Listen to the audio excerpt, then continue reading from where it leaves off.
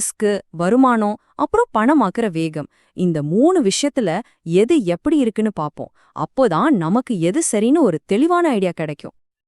இந்த அட்டவணைய நல்லா பாருங்க. ரொம்ப சிம்பிளா புரியும்.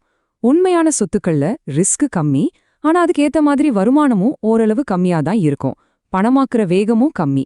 ஆனா நிதி சொத்துக்கள்ல அதிக ரிஸ்க் எடுக்க தயாரா இருந்தா அதிக வருமானம் பாக்குறதுக்கு வாய்ப்பிருக்கு. பணமும் உடனே கைக்கு வந்துடும். இதுதான் high risk high return concept. இப்போ நாம ரொம்ப முக்கியமான கேள்விக்கு வரும்.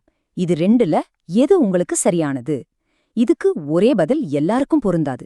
உங்க வயசென்ன, உங்களால எவ்வளவு நஷ்டத்தை தாங்கிக்க முடியும், இந்த 2 கேள்விகள் தான் உங்களுக்கான சரியான முதலீட்டை தீர்மானிக்க போகுது.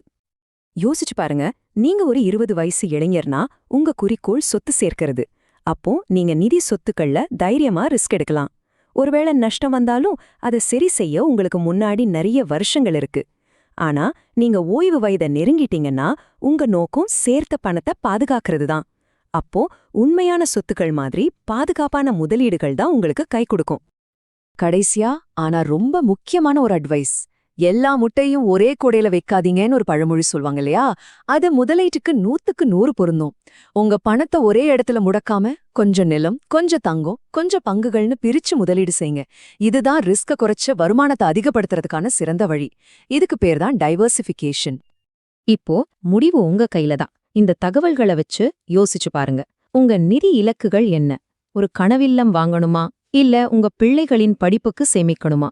உங்க குறிக்கோள்களை அடைய உண்மையான சொத்துக்கள் உதவுமா, நிதி சொத்துக்கள் உதவுமா, இல்ல ரெண்டும் கலந்த ஒரு பாதை சிறந்ததா?